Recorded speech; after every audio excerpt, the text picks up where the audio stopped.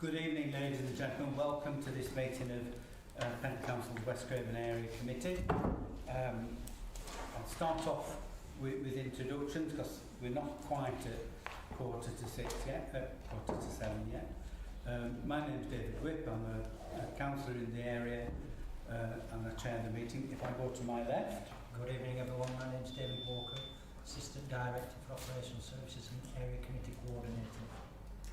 Good evening, Neil Watson, I'm Assistant Director for Planning. Good evening, Mick Strickland, Councillor for Barnoldswick. Good evening, Susan Land, Councillor for Ely and Cox. Councillor Tom Whitt for Barnoldswick Ward. Councillor David Hartley, Ely and Cox Wards. I'm starting from the end. One of the Community Sports Officers for Pendle. Good evening everybody, Sergeant Chris Emmett, I'm one of the replacing Sergeants for Pendle. I'm Amanda Inman for Ely Town Council. Chris Church, Councillor for Barnoldswick. Joanne Eccles, a Committee Administrator at Pendle Council. Thank you very much. Now, that should have acted as something of a sound check.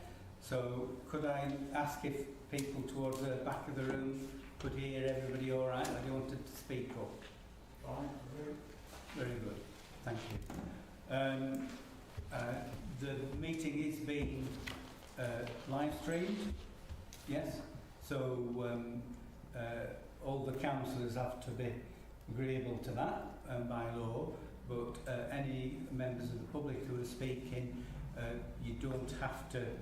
You can opt not to be on camera, but you just have to stay out of line of sight. And with that, I'll mention that we have got 3 speakers listed for one of the planning applications. I've got Debbie Richardson, thank you. I've got Phil Parrish, Phil's at the back, and I've got Samantha Lane. Thank you very much. I'll explain. There is a limit up to 5 minutes per person speaking on planning applications, and I'm reasonably good at timing that, so I'll give you a minute's warning when we come on to it. But we do have some other items to deal with first. Around the room, most of the councillors are Pendle councillors and they can vote fully on things. We've just got Amanda here from Ely Town Council who can move and second things, but she can't vote. And do we have apologies, Joanne? Yeah, from Liz Petrie for Calvin Sub Parish Council. Thank you very much. And moving on, item 1 on the agenda is declarations of interest. This is where if councillors have any prejudicial pecuniary interest that they need to declare. Nope. Thank you very much. Item 2 is public question time. This is an opportunity for members of the public to ask any questions affecting West Craven that don't otherwise appear on the agenda tonight. Are there any? Yes. Hi, could you just clarify that in the last minutes there was a mention of the street works that went on in Ely, and then you were going to be asking questions of Lancashire County Council regarding those street works. Will you be providing an update in the meeting, or do I need to ask that now? Well, you can ask that now. I can't give you an update because I haven't got one. It's not on the agenda tonight, so we won't be discussing it. And if there are issues to report back, they'll go to a subsequent meeting. Did you, when you contacted Lancashire County Council, did you copy in the county councillors so they were aware of the issue? No, I didn't. And I contacted the county council myself.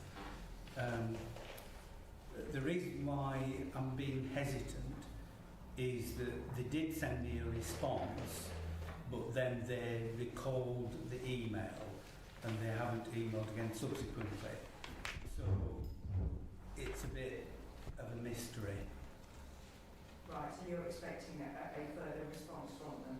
I am fully expecting a further response from them because yeah, they did send one and then they pulled it back. So, you know, it's difficult. Yeah. Yeah.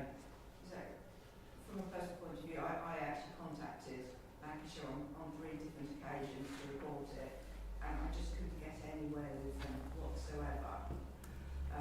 So I'm hoping to continue. They have a little bit more joy than I did.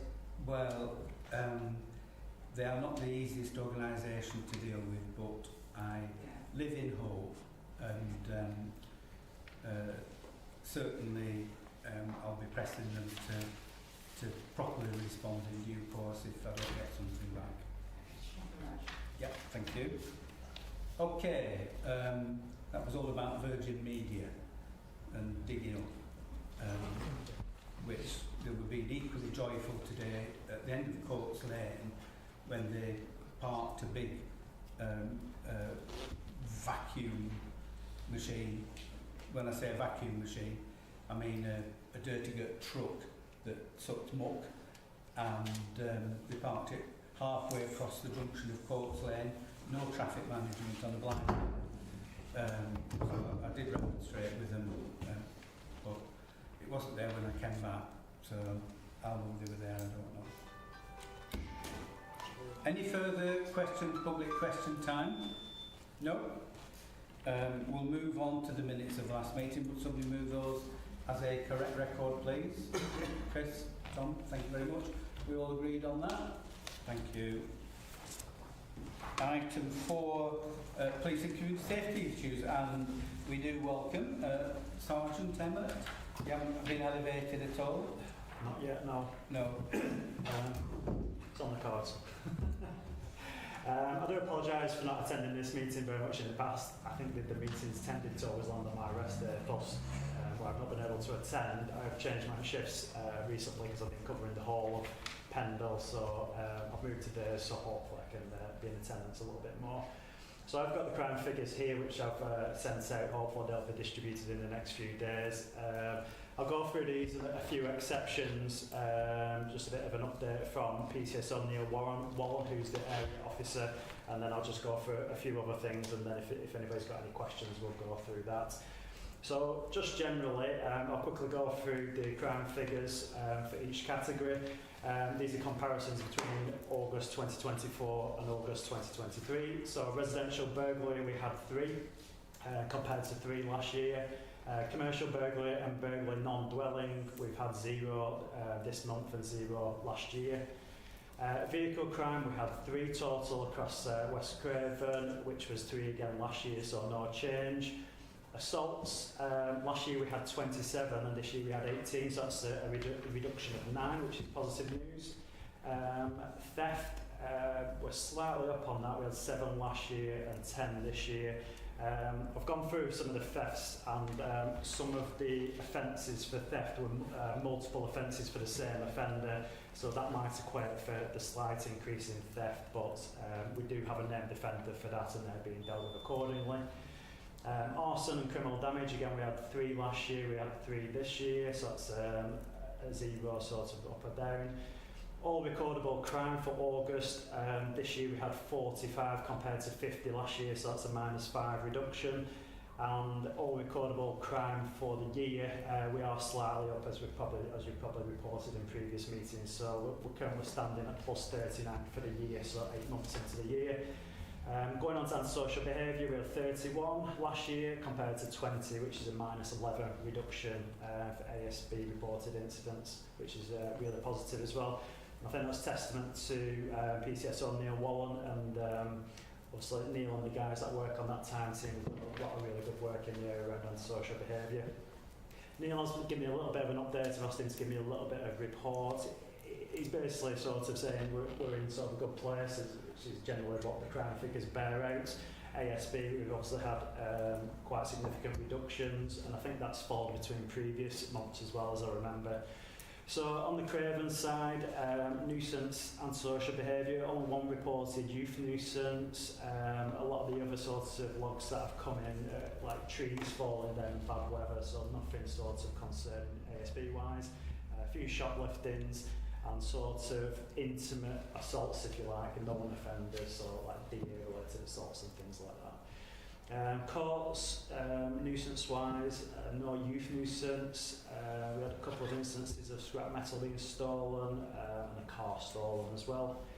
ERB nuisance, things around car nuisance, motorbike nuisance and fireworks, no youth-related antisocial behaviour in ERB.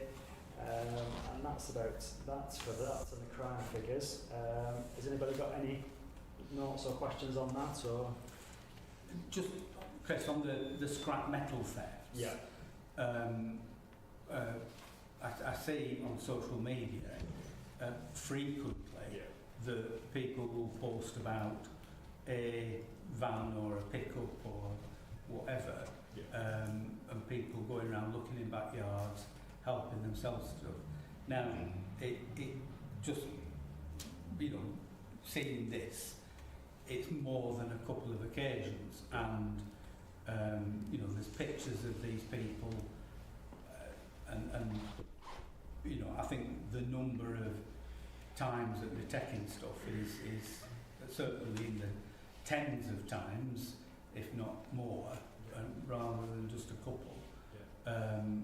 And they aren't necessarily the same offenders, but people do report that it's the same people over a period of time. So what is that can be done to react to these people coming in and... Yeah, definitely. It's not just a West Craven problem. We have it across the other side in Colne, and it tends to be what we've found is a sort of cross-border criminality, and there's sort of that fine grey area between legitimate people having environmental licences and criminality. So what we are doing is we are targeting that. We have been in touch with our counterparts across in West Yorkshire, and we are organising what's called a problem-orientated policing approach, where we're getting a multi-agency approach to try to combat that.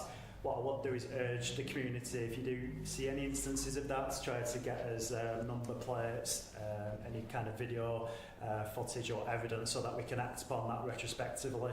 What we will do then is work with the council around scrap metal licences, which do cost a lot of money to have a scrap metal licence. You might know better than me, but it's in the thousands of pounds.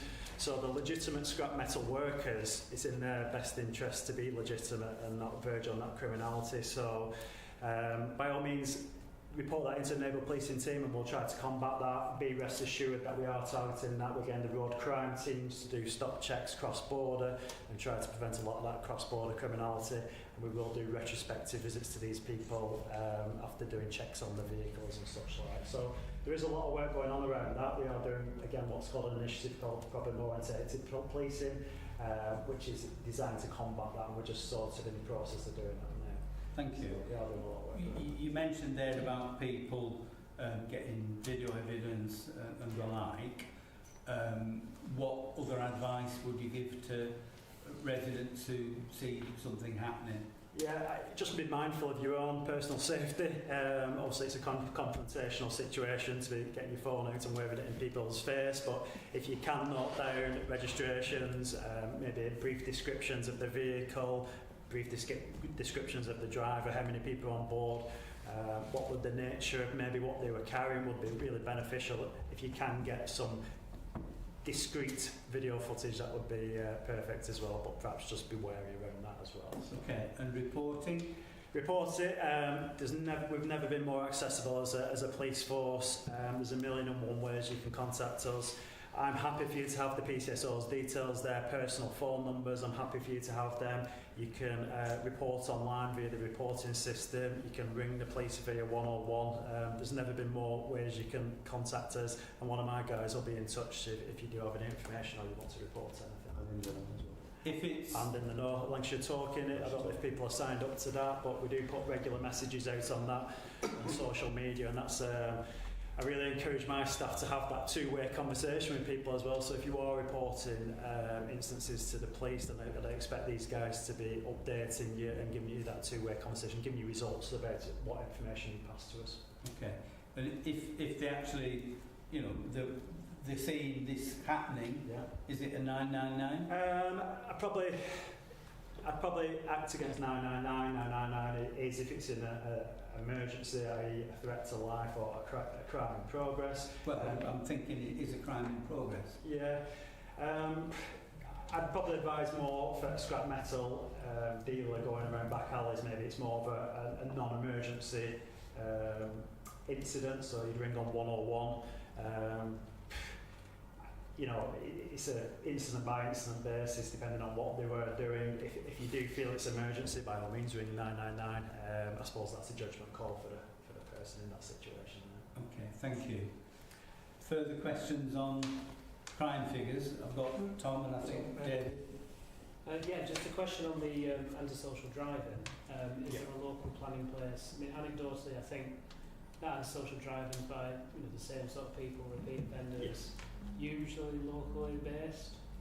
So is there a local plan to identify those vehicles and the driver involved? Yeah, I mean, we obviously govern by information that comes into us, so I would encourage people and the public to sort of report any kind of antisocial behaviour to us, and we can go and either do an educational type thing or we can do enforcement. So there is legislation under the Road Traffic Act where we can give warnings to people around antisocial driving, and if we have that instances more than once, i.e. twice or more, that vehicle can be seized under the legislation. So again, I'd encourage it to come through.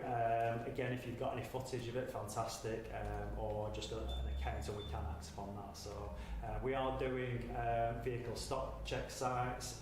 We do a lot of work with Lancashire Road Safety Partnership, where they look at all the statistics and feed that into us to target our road safety action, where we generally have road stop check sites where we'll get people in and do speed enforcement and things like that. Do you have remote monitoring as well? I mean, such as like loud exhausts? Is there monitoring of that? Yeah, I mean, what we do have, we have what's called PG9 trained officers, which are they always used to be the old-fashioned traffic officers, if you liked, where they can do almost like an MOT qualified person, really, where they can impose certain restrictions on the vehicles, get them vehicles modified back at the garage and go through that MOT process. So we do we have one at the moment who's PG9. So we just have one within our office, so we've had them specifically trained up in that. So if you do get instances, report it back to us. If the police stop them with modified exhaust pipes and stuff, we can get a PG9 officer, and they can. A normal officer can also give them fixed penalties. I mean, that obviously requires officer time to be able to get to that vehicle, but I mean, do you have resources to put in like ANPR and sound monitoring equipment ad hoc? Is that something you do? Yeah, I wouldn't want to go too much into what sort of covert tactics we do, but we do have sort of covert assets. They aren't massively ready, it's like a divisional resource, but all the traffic officers or the armed response officers, they have ANPR cameras within the vehicles, and they're obviously pinging all the time, and we have static point ANPR cameras around the division as well, mainly arterial routes coming in and out of our main hotspots really. So anyway, we do have all these resources. There's other departments that are targeting that as well, not just as a neighbourhood policing time, but again, for a neighbourhood policing aspect, it's just about trying to make them resources go around best, if you know what I mean. I mean, just on, you mentioned shoplifting. There's Operation Vulture. Yes. Is that operating in Pendle?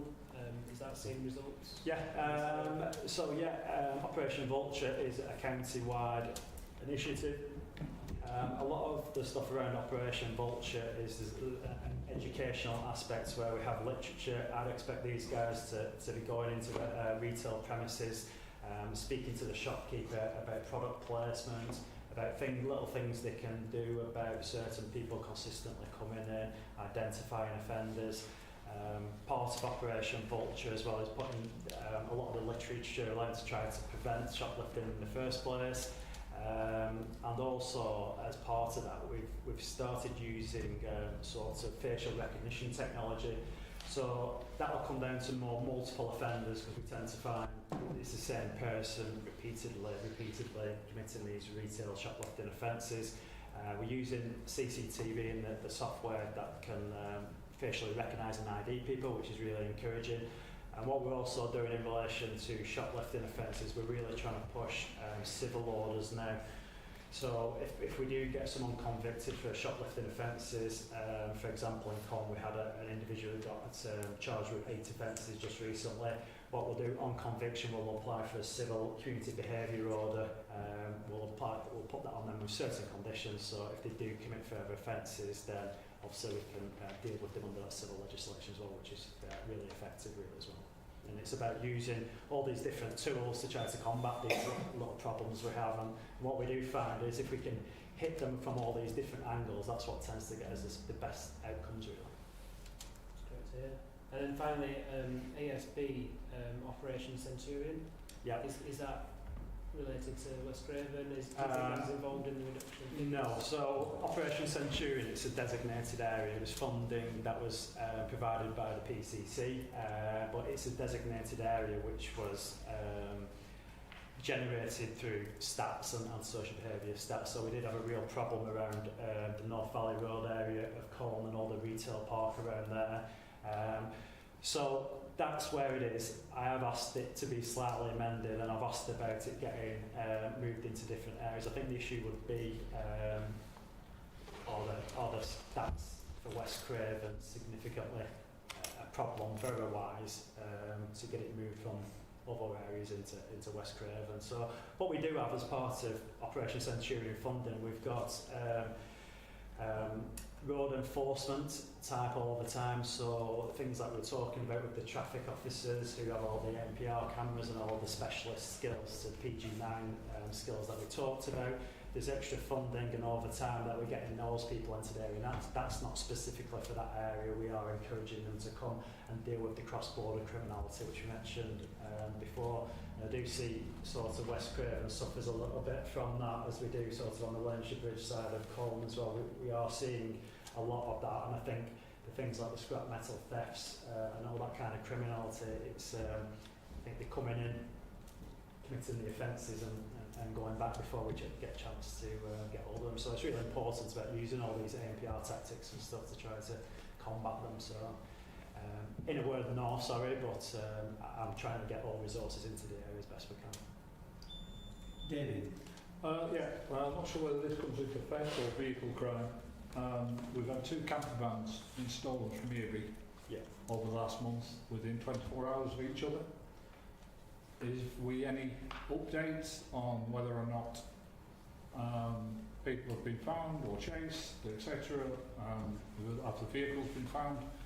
I don't have them details to hand. I'll certainly follow that up and I'll get back to you if that's okay. Because they seem to know where they were going because they avoided all CCTV cameras in the town by going down back streets. Yeah, and that's exactly what we're finding the problem. I mean, you know, they do know where it's not hard to sort of see the cameras on the arterial routes, and that's why we do use mobile assets and ANPR cameras within vehicles as well.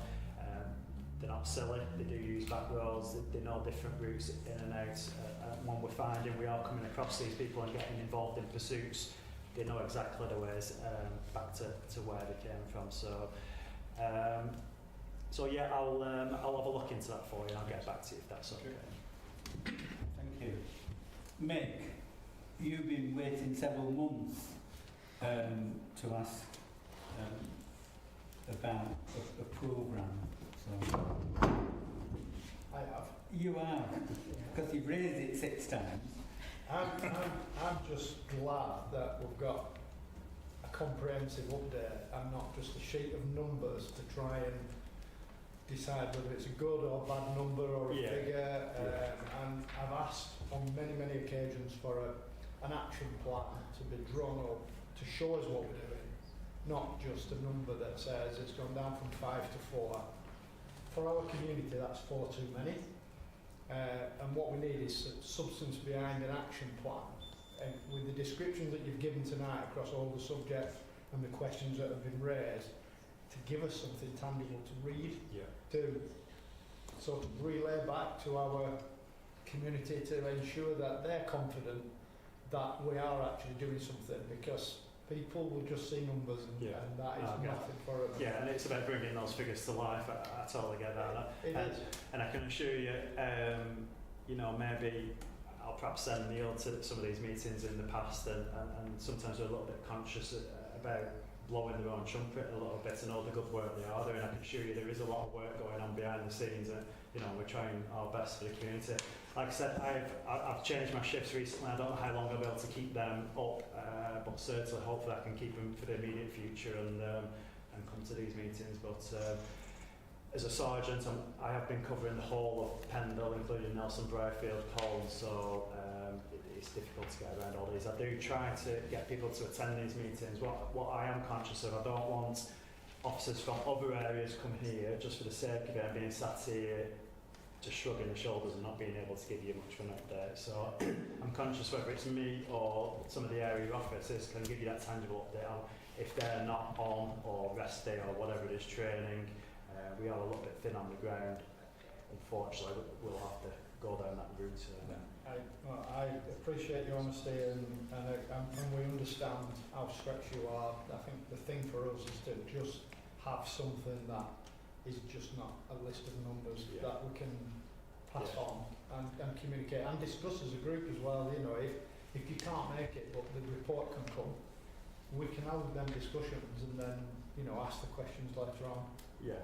I mean, certainly, I'm not sure if I've done it for West Craven. I've certainly sent through reports in the last few months. I can't remember if you've had them for West Craven. I'll ensure they do get done in the future. And please, if we can, if you move on, and I know people, officers do move on very quickly, just please pass it on so that we don't have to start recreating the wheel again. Yeah, I was just going to come on to that on probably times of the essence, but I get it, there's no continuity whatsoever in placing. So we have now got Inspector Gray, who you may or may not have met. He's in post now. He's a substantive inspector. He's come from Burnley, so he's experienced in neighbourhood community policing. He should be touch wood here for some time. So he's not got any ambitions to go anywhere else. But hopefully we'll have a bit of continuity with him. And I've got another sergeant who hopefully they're giving me a bit of a lift as well with it as well. So that's positive. Is it Inspector Gray with an A or an E? It's an E, Inspector Gray, Rob Gray. And just very quickly, on just some of the other good work that's going on in the area, we are doing a lot of work, as I mentioned, on the road safety, speeding type initiatives. Sorry, do you want to? You carry on it. Yeah, road enforcement, along with educational type stuff, initiatives as well. So we have multiple officers now within the community team that are speed gun trained. So that's really positive, where we can get speeding offenders and get them prosecuted as well for speeding, which is really positive. We do a lot of educational stuff within the schools around it, and we have the Lancashire Road Safety type of intel that's coming into us to direct our activity as well. And just quickly, I'll be quick.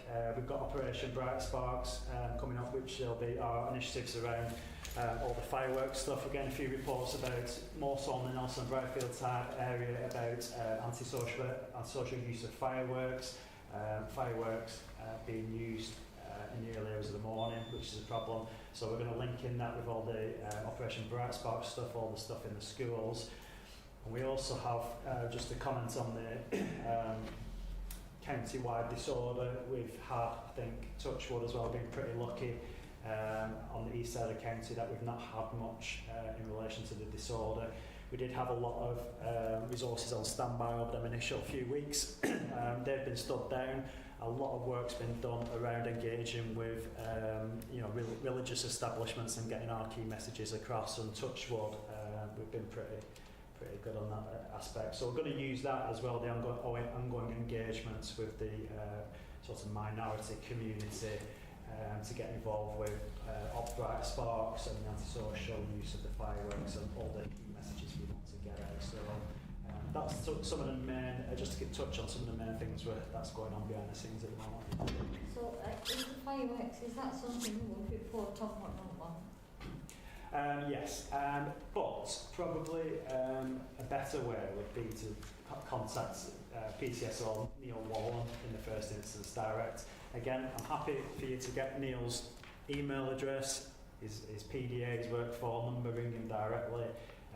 You can online report it, you can report through Lancashire Talking. I don't think it won't be ringing you at 1 o'clock in the morning. Yeah, if it's 1 o'clock in the morning, then the next protocol's 101, yeah. All I'd say is with that, you ring 101 to say there's fireworks, the response is probably going to be the next day. Yeah, I understand, but just so that there's a report Yeah, on him, yeah. so possibly the email or So you ring up, a log's generated, and the chances are that would get passed to the community team anyway. So. Right, okay. Just quickly on the road safety, something I'm very conscious of is close passing with cyclists. Yeah. Is that part of that campaign? I mean, recently, I think maybe a week and a half, 2 weeks since, I witnessed a family of 4 out riding a really nice day. They got close past on a blind bend and they must have been within an inch, going like 60, 70 mile an hour. So there's 2 aspects to that. One's the enforcement side, so if there's a particular person who's been the victim of that, report it to the police and we'll go and follow up on that. And a lot of the other stuff's around education. A lot of the community guys are doing education talks with schools, and for example, we had another initiative on Lancashire Bridge around speeding, where we did stop check sites around speeding with the speed guns, but we also got the local school at Christchurch and the kids to go to the place where the vehicles were stopped and almost shame them, having a bit of a chat, an educational chat, and shame them and give the other side of the story, the perspective from the kids, and hopefully that'll have an impact on them. But funnily enough, Alan, you've done so a similar thing around horse riding. So Alan's from Barrowford predominantly, covering that area, but we do all chip in everywhere else. But Alan's doing an initiative around bikes and horse riding. So do you want to do a quick chat on that, what you're doing? It's just so I'm working with the rural community. I work with quite a lot of the horse riders, and got quite a lot of bike riders over in Pendle and and around the forest. So we are finding that down in the country lanes. So it's a brand new sort of pot I'm going to develop with that sort of community. And if it works over that way, my plan is to engage the schools to make some design posters. So I think if we drive through every village and we see the same poster, it just becomes wallpaper that we see the same. So now the schools have gone back, I'm going to invite all the schools to start making bespoke design posters for their own villages and their parishes, which hopefully that when people see different posters and different banners, it might just slow everybody down, but it's just part of a bigger plan. Hopefully that we can roll out. It's not going to be an overnight fix, because like anything, we can't educate people overnight to change how they do things. But I'm having to go over that way, and I'm sure I can share it with Neil into this way. And it's something for the young people as well, because it encourages them to get involved in their own communities, which we want to do, don't we? We want to tell dad and grandma and granddad and auntie to slow down. Thanks, Alan. All right. I've got Chris. Sorry, Chris. On the matter of depending on or benefiting from security footage from private individuals, doorbells and this sort of thing, particularly when you mentioned something like the scrap metal theft and this and that, is the information all one way, or do you have any mechanism for reaching out to areas or even streets or whatever? So this is something I was pushing a number of months ago. We do have a system in place from the police perspective called NICE, which governs all the CCTV. So if you had a shoplifting, you'd speak to the shopkeeper and they'd be able to upload it directly onto our computer system, and then we can obviously look at it and use it as evidence. So one thing I was trying to do is I used Troden as a bit of a guinea pig, where I said to the CBM and the PCSO, listen, do some trolls around main streets in that area, get as much CCTV as you can, and what we do is when we get people with sufficient systems of sufficient quality, we can get the details and the email addresses and stuff. So if we have scrap metal dealer on such and such a street, we can go on the computer and put a direct request out for all that CCTV on that street. Hopefully they'll reply, upload the footage, and we can get like a vehicle or vehicle details, or hopefully catching the offence as it's happening. So in a word, yes, and it is that two-way thing where we can put out requests for CCTV in certain areas as well, but we rely on people having the systems, getting back to us with it. Yeah, thank you. Okay. Anything further on the criminality or policing? And then my next question is, because this is policing and community safety issues, are there any community safety issues that we want to highlight, either for the police or other agencies to address? Anything that's kicking off? I mean, David did mention the motorhome theft. Yeah, motorhome theft, and also an antisocial behaviour across that upwards as well. But I don't find it, obviously, we'll wait to hear back from that. Yeah. I'm just conscious these chaps need to get to Burnley. All right. Well, it's only 1920, so we're anxious to get on this off. Amanda? Well, it's just like for the really minor stuff, because I think the Erie Town Council would like to invite someone along to kind of give us an idea how we can help with, like, just for example, like kids pulling up plants on the green. It's not the kind of thing you think, oh, I'm going to ring 111 for that. And when we like persistent things that happen, but very small things. Yes, but it has a massive impact on them. It's like a signal crime, isn't it? Where, if we have like graffiti or broken window, it's just the precursors to the area degenerating, isn't it? So, I'm massively keen in stopping that, and the council have a part to play and stuff like that about making sure that graffiti is removed as soon as possible. It's that general perception of the area, isn't it? So all I'd say is, like any other crime, if you have some kids, named kids or whoever it is that's doing that, get it into the neighbourhood policing team, and we'll certainly follow up on that. And there's a myriad of different things we can do in relation to youth-related and social behaviour, in relation to civil orders, acceptable behaviour contracts. But again, like I was speaking about before, we had some issues in Colne where, we pushed for the criminality side of it, interviewed under caution, sending them to the youth offending team for further action. We've got loads of different departments in the police about early intervention, early action, trying to get these children before they get into criminality. We have youth referral mechanisms where we have local youth panels where we sit around with multiple agencies. Some really good work recently with Burnley FC in the community, who have like mentoring programs, for kids who necessarily don't have that male role model in their life. We have mentoring programs where they'll go and work with the kids, and it's had a really positive effect. So we've got loads of different things we can do. There's loads of resources out there, loads of funding. Sorry, fishy. Yeah, loads of like the guys are all the different areas are doing diversion activities. So all I'd say is, if you've got names or groups kids or target hotspot areas, feed it into us, so we can put it on our patrol plans if we don't know who they are. If you do know who they are, we've got loads of stuff we can work with our kids as well. But I agree, it's not trivial. It's that precursor, isn't it? And we need to step on it and get it sorted.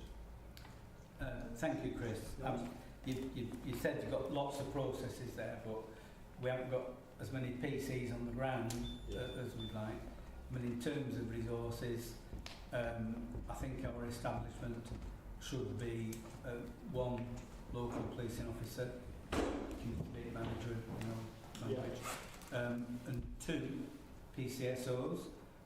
We've only had one PCSO for a considerable period of time. Is there any prospect of? I'm not sure about the two PCSOs for West Craven. Is that what you're saying? I'm not sure that's the case. Sorry, we cross over quite a lot, don't we? Yeah, I'm not for a designated PCSO. I'm not sure if it's two. I might be wrong on that, but you're quite right. We don't have the police officer in post just at the moment. So we've discussed this. I'm banging the drum all the time with the inspectors and resourcing. Ideally, I'd have as many police officers as I possibly can. There's a number of issues around that. We don't just have Neil working on his own. I mean, these guys do a lot of work. It's not necessarily their area, but Alan does loads of work in this area, and so does Ivan on that time team. So they do work cross-border. I'm always fighting to get other departments within the police to come over here, i.e. the tactical operations, armed response, the Operation Centurion type people. We've had the horses and things like that over here. So I'm always battling to get people into our area, because a lot of the specialist resources tend to get sucked into Burnley and Blackburn, so I'm always fighting to get them over here. I'm pushing with Inspector Gray, so we're looking at doing some interviews probably next month for new CBMs, so, and again I'll be fighting to get one of them over here as well. There's a slight issue with, you know, once we interview is getting them released from the last post, because we need new recruits to take them. It's like a conveyor belt of post, but I think our message is, please, can we have one conveyed yeah, in our direction? I'm fighting all the time to get this stuff. I'm probably fighting and banging the drum more than you guys. You know, I want staff in this area. It's just decisions above my head. I am conscious it's 7:25 now, so this is sort of like time to let it go. But one issue that I wanted to raise was graffiti, which you referred to, and we've got a significant number of similar tags around town, and they're in common with some appearing in Colne as well. So whether it's people from West Craven going to Colne, or people from Colne coming over here, but there are a lot of tags. So if you just take that away, it is something that I'd like to address. I mean, stuff like that, you know, like I've already mentioned it on there, I believe, you know, we do need to sort of get rid of this graffiti at an early stage. It's notoriously difficult to catch someone in the act, and again we're relying on the community to try to pass that information if there's any CCTV footage or anything like that, and we'll do our best to try to identify these people. You know, even if there's spray paint cans left, or you know, we can get stuff like maybe fingerprints off them, maybe, which we certainly can do. I think with graffiti we're really governed by information coming into us, and you know, CCTV. It's a surprise if they got caught in that by a police officer. I would certainly encourage people to report if graffiti happens, because very often our street sweeper, one of David Walker's staffs, you know, will clean it off, and it doesn't necessarily get reported. But I think it's time that we let you go and get over to Burnley. Perfect. Thank you very much for coming on. Good evening.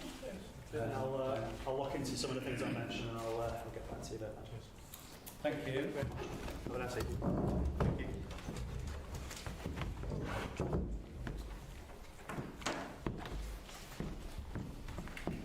Well, excuse me. I said with the police arriving that was going to take an extra half an hour, and I think that we probably have the extra half an hour and the rest. So, moving on now, the next item is planning applications. The first one is for discharge of conditions, if I just say at Brogden Lane. We had a site visit there this afternoon, and we met with the applicants together with the developers of an adjacent site. Who wants to kick off on this? Nobody. Thank you very much. Right, Tom. Well, I'll kick off, Chair. Yeah. Yeah, I think most of the conditions, I think we find at this stage. I know you've had some discussion with the developer on a few of them. I think it's only the condition 9, the surface water, that needs to be adequately addressed. Is that correct? So I would propose that we delegate consent for condition 9 and then approve the rest of the conditions. Bar condition 13C to upgrade the bus stop at Greenfield Road, which I would just strike off as a condition. Twofold, because we don't have a Greenfield Road. We don't have that. Yeah, it doesn't exist. And but if it secondly, means we don't have a bus. then it's not relevant anymore. The bus is no longer stopped there. Okay, so as far as condition 13 is referred, we're striking out upgrade of the bus stop, yes? Wherever it may be. That still requires the footway on Brogden Lane, which is an issue, and the street lighting on Brogden Lane, and the build-outs on Gisborne Road. Yeah? So we're prepared to approve those. Neil, you suggested before the meeting that we should just defer condition 9, pending further work on the drainage issues. Chair, as I understand it, there are two issues. One along Brogden Lane itself with water potentially discharging onto the site and needs resolving. The case officer came back today as well, said there's an issue perhaps with levels as well, and that might cause flooding. So probably is the two conditions, Chairman, that you want further information on. So I'm happy to have it delegated, obviously, but it's site levels at the south east corner. That requires further clarification as well as some further work from their drainage people on the potential flooding onto the site. Okay, so are you referring to condition 4 as well? Chairman, it does deal with levels, so yes, I don't think we can. If that does have to change and you approving condition 4, it might be counterintuitive to do that. Okay, right. So, Councillor Tomwith, are you content then to amend your proposal? Yeah, delegate grant consent for all of them. Well, no, I think we can discharge. We could discharge condition 13, Yeah, can't we? fair enough, yeah. All right. Do you want to defer or delegate grant consent? I think it's a question of the office. Does Neil, do you think your team will be able to get a satisfactory conclusion internally? Do you think it needs to come back here? Chairman, I suspect condition 4 will deal with condition condition 9 drainage. That might be the one that may take up resolving. So, as I said, I'm happy to have it delegated, but you may want to see the drainage thing back at the committee.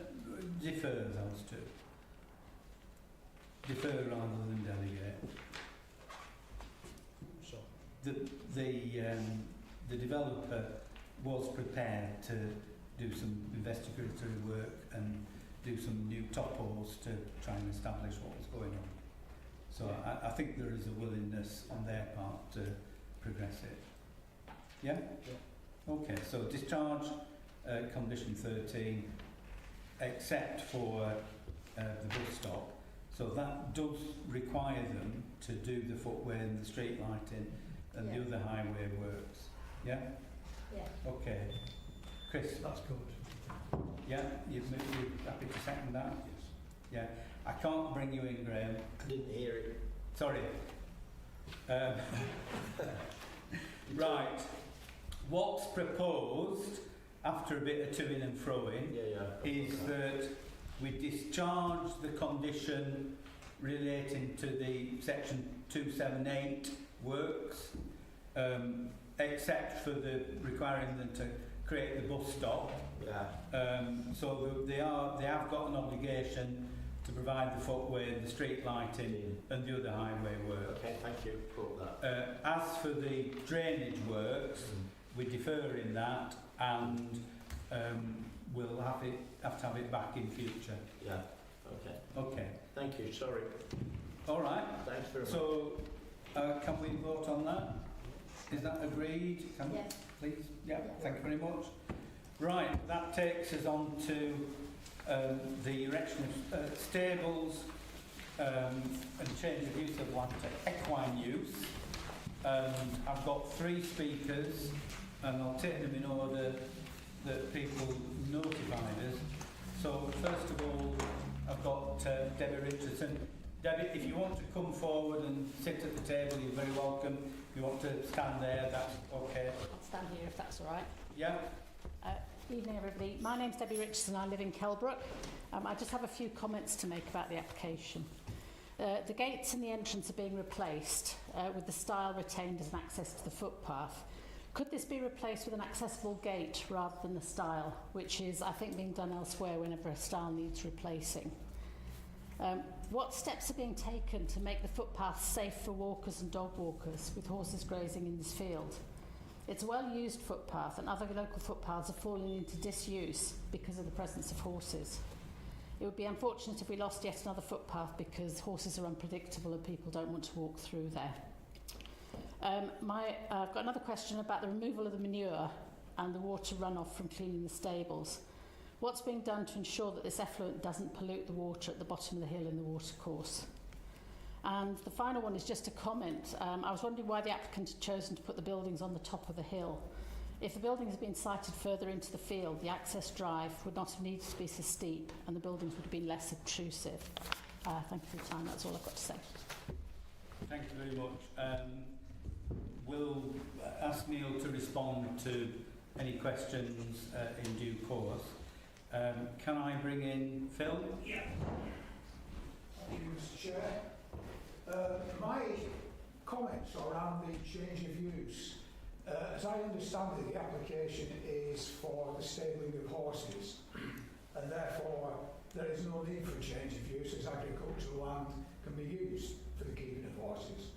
You're not in agreement with that? Right, fair enough.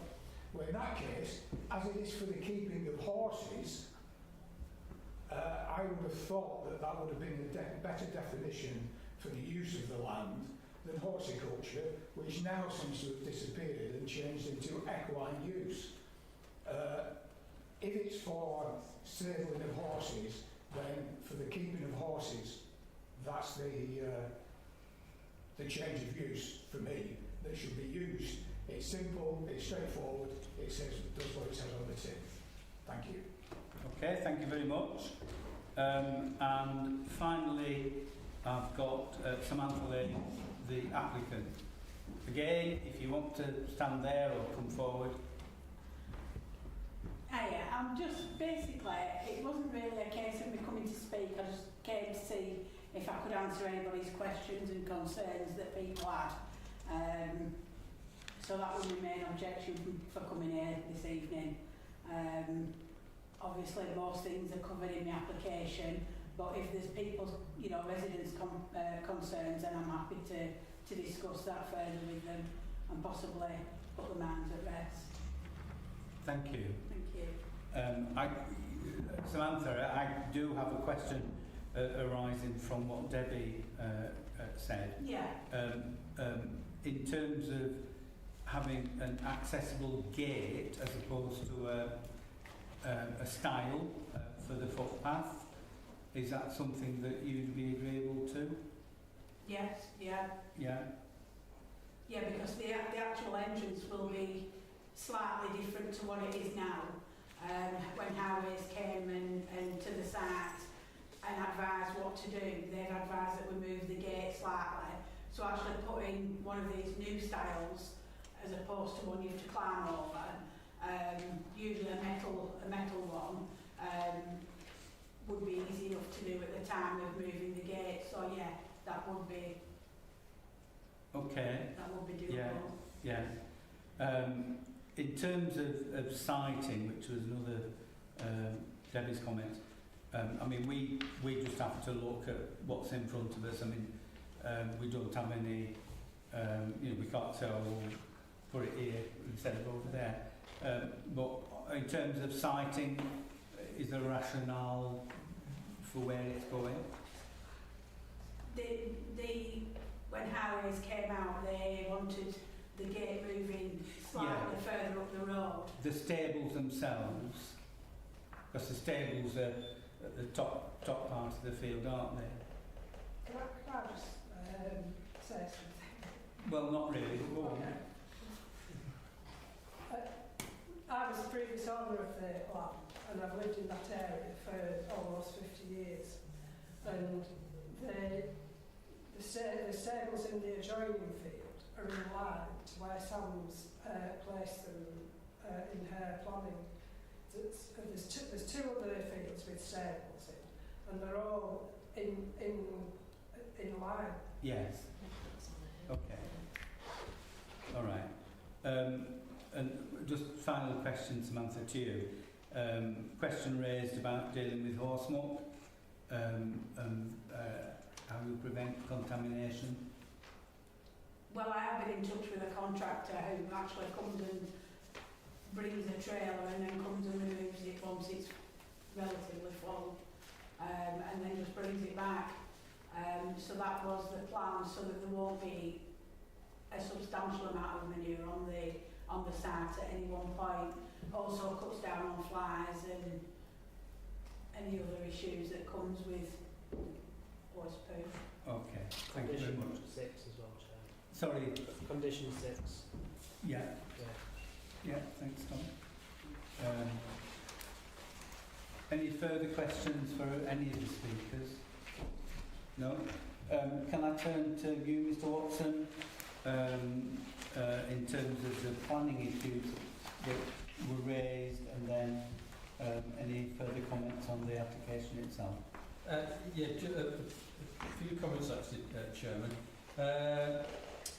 In terms of whether it needs planning permission, the gentleman talks about, it's commonly referred to as horticulture, but equine use. The grazing of horses can happen on any land at any time. You can graze horses on there. So you could turn horses out on this field tomorrow. It's when you keep them that planning permission is needed. It's a change of use from agriculture to equine. So the stables are the things that would require permission in effect, and then the rest of the use of the land, horses can graze on them. So that's why the application's termed that way. I think it's probably a semantic argument whether it's equine or whether it's change of use to keeping horses as stables. I think it's all one and the same.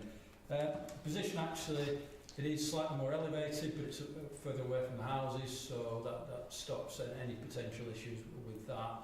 It obviously increases the visual side of it. And I think there's another couple of conditions, having been to site today for my first time, Chairman, that we might want to add on as well. Pollution, it was actually ironically just down the road that we had an issue that the Environment Agency looked at, where stables were being proposed and it could seep into the ground and go into somebody's water supply. And the Environment Agency's view was actually horse manure isn't a pollutant anyway. It doesn't create particular issues, not like slurry can, for example, that can be toxic into streams, etc. So we weren't too bothered about the effluent causing pollution from horse manure, because obviously it's grass mainly anyway, so that wasn't the issue. Chairman, a couple of conditions I think we probably missed. I think that there needs to be, not that it won't happen anyway, there needs to be a condition to close the existing access, so we're just having the one access there. I think that's been missed. Chairman, details of how they're going to cut the building into the land, that I think needs to be added in, because what we don't want is huge big swathes of land being created in big banking, so I think we need a condition, Chairman, around that. And no disrespect to the horse community, but you see some sites and they've got paraphernalia everywhere, and they've got jumps and tape and horse boxes. Chairman, I think we need a condition to say what should be on site, i.e. where you're storing horse boxes and what kind of other paraphernalia, because what we don't want is that field full of horse equipment, Chairman, because that would look, I think in my view, a bit of an eyesore. So I think 3 conditions: close the access, details about where you store things and what's going to be stored on there, and then the cross-section through about infilling, Chairman, and how the design would work. Thank you, Chairman. Thanks, Neil. In terms of the request for an accessible gate, which the applicants agreed to, do we need to condition that? Yep, can do. Yeah. Okay. Right. Colleagues, we did go and visit the site this afternoon, those of us who were available, so we are familiar with the layout. Susan? Well, now that Neil's brought those things up, yeah, it is something to be taken into consideration. Do we need to ask the applicant about that, or do we just put that as conditions? We will just put it on as conditions. Right, okay. I didn't see a problem with providing all these things happen as they said. Okay, are you content to move it? Yes. Yeah, with the additional conditions? With the additional conditions. Yeah. Okay, Chris? Just briefly, I did on site have some concerns about the effect on the horizon, as was raised with the position of it. But I do take the point that I had not seen that there is another one in line or parallel to this one. Yeah. So I do accept that now. Okay. I mean, the other thing is, with it being reasonably close to the hedge line, it is sort of not on the skyline, it's sort of hidden. No, not hidden, but you get the drift. It's not on the skyline. Okay, so it's moved and seconded that we approve this with the additional conditions set out. Can I see all those in favour? Please show. Thank you very much. That's passed unanimously. Thank you. Right, we're going to plough on through the rest of the planning issues. Item 5B is appeals. We're just noting that. Yeah. Okay. Item 6 is enforcement action, and at the foot of the first page there, it refers to a court hearing on the 28th of August for non-compliance with conditions. Neil, do you want to formally report to committee what the outcome was? Yes, Chairman. They didn't actually turn up. They were fined in their absence, which is good. So the companies were fined, but what's important is an individual owner was fined. So that means if they don't comply and the company goes bust, we still go after an individual. So they didn't, I believe that's a good result. Okay. Yeah. And can you explain what the process is here on in? Chairman, we've written again to them immediately afterwards to say please comply. We'll give them a period of time. The courts would want us to do that, Chairman. Give 3 or 4 weeks for them to get on with it, and if they don't, then it will be re-prosecution. Okay. And the timescale from that, after the grace period, as it were? Chairman, it's up to us, really, but generally I would give 3 or 4 weeks. Okay. Because the courts don't like you going back repeatedly without actually trying to do something with them. Yeah. And in terms of if it's necessary, the court date, are they... Manana, for court dates. All right, the proverbial rocking horse. We had one in every street, and it was February. So that was a month and a half ago, so it's likely to be March, April next year. It could be a prosecution. Okay, we perhaps won't advertise that widely. So this court case was actually in Lancaster. We had to travel there for something to do with it. Right. And I noted that the case that we've just been referring to is at Blackburn. So, yeah. Over the page, there's a further issue in terms of the same site. Case filed to be prepared for prosecution for non-compliance. So, we're on the road with that one as well. Any questions on any of the others? No? We're noting that then? I don't dare ask about Paul Story. No. Well, I was hesitating. I thought the same. I just think we'll keep that. So people aren't asking about the former Wardle Story offices, Neil.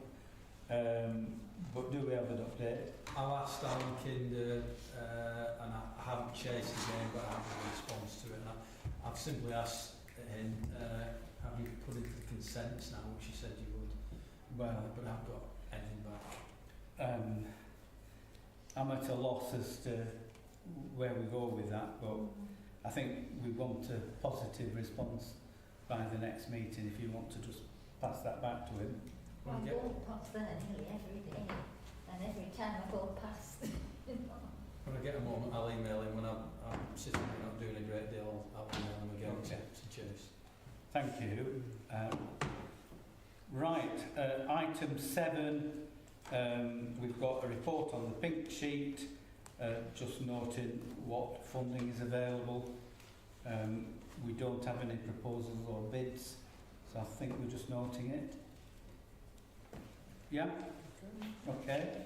Item 8 is environmental blight. We have a report. There's a long list in terms. Sorry, it was on your table. It was emailed round.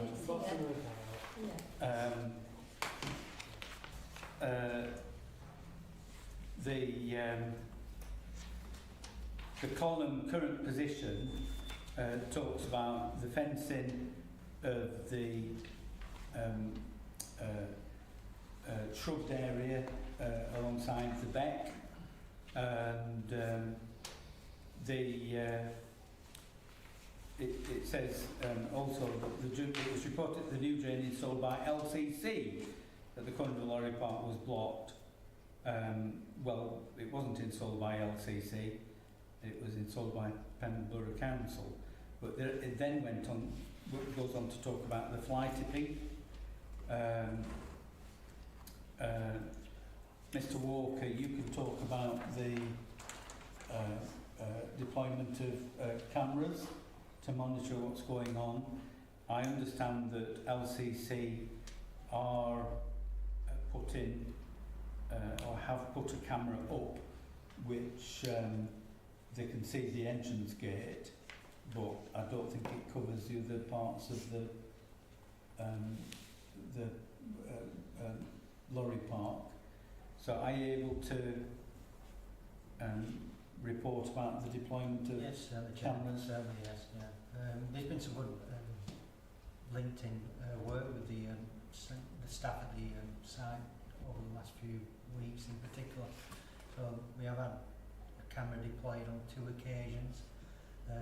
Tends to link around when the site's not operational. At the moment, I think there are some dates there, end of July, start of August, etc.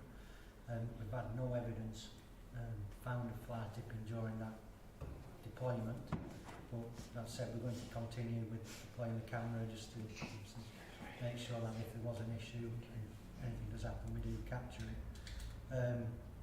We have spoken with county council staff and asked them to, it was mentioned of them removing fly tipping from outside the gates rather than ourselves having to go and clear it and bring it back to another site.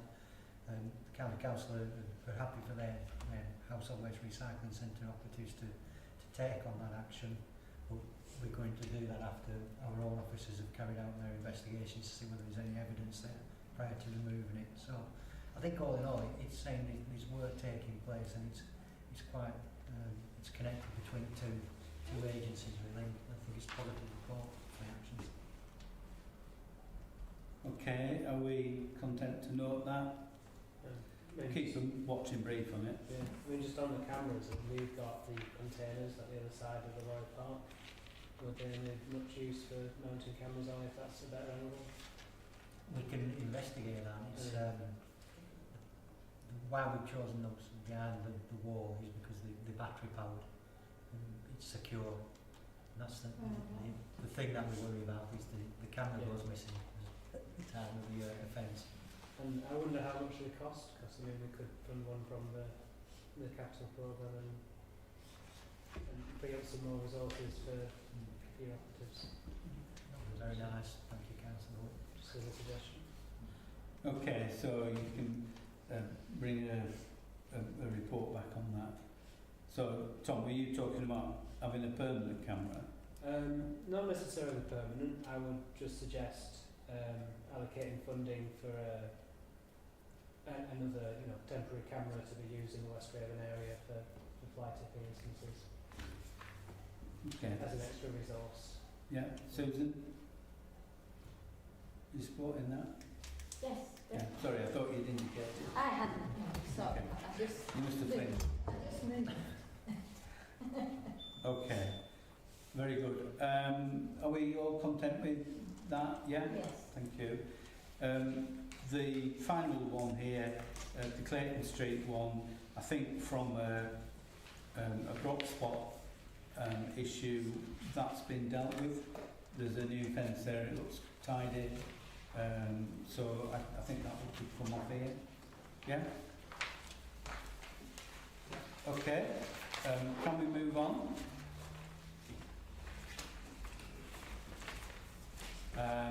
Item for discussion, and following a pre-application consultation being carried out by Applethwaite into a development off Ely Road at Salterford, adjacent to Northall. There have been requests for TPOs on trees potentially affected by that proposed development. So Neil, have you got any comments on this one, please? Yes, Chairman. The tree officer, Roland Jones, has had a look only on Google. Unfortunately, he's having to deal with the aftermath of the winds last week. It was a heck of a lot of work for him, and he's away on leave now. But looking at the site, he thinks there's some sycamores definitely worth looking at, 2 oak trees, and he tells us from Google Earth, so it's more than I could do. But there are then some ash trees that are in dieback, so he does think there is a number of trees that probably would be meritorious of a TPO. Okay. In terms of process and timescales from here, can we act expeditiously, or are we being a bit bound by Roland being on holiday? We are a bit, yes, but I'll see what we can do. I have asked him to do it ASAP. No one else in there that can do that. I'm going to be solicited down as well shortly for a period of time. Okay. We don't want to be jumping in front of chainsaws. No. No. They would, I mean, we're reliant, it's pretty reliant in some ways, but could take them all down because it's too much wood. They need a felling licence, but we don't want any of them down, clearly, so we'll crack on with it as soon as we possibly can. I mean, some of the ash trees adjacent, I mean, they may be on a highway land as opposed to be on this potential site.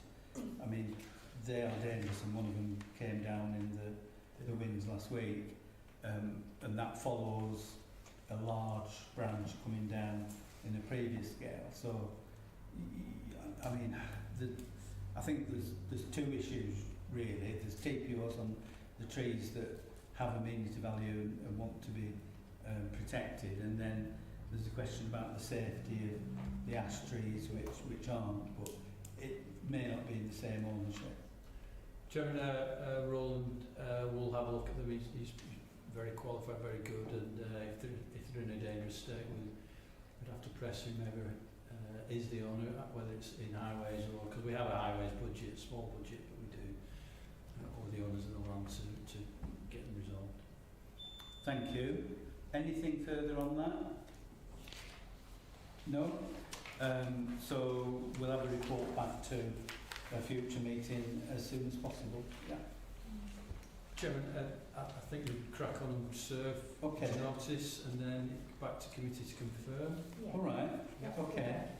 Yeah. So if we can frame the resolution that we're giving approval and Neil and his merry people can get on with it, and then yeah. Yes. Okay. Thank you. Right. Item 10, outstanding items. I don't think we've got anything on the first three. Looking at No, Chair. no. On the last one, a meeting is being arranged with interested parties in future maintenance of South Park. We have had an email from AB Town Council saying that they're not interested in having a meeting. It's a matter for us. Nevertheless, my view is that we should hold a meeting. We should invite AB Town Council to attend, but we go ahead with a meeting with Pendle Council and the Bowling Club as we decided previously, irrespective. Yeah. Okay. Yeah. Item 11 is the exclusion of the press and public. So I'm afraid we do have to kick you out at this point. Right, there is something, sir. Would somebody move the requisite resolution, please? That's Mitch, Susan, thank you. So we're excluding press and we're excluding press and public because of the confidentiality of the next items of business. All those in favour, please show. Thank you very much.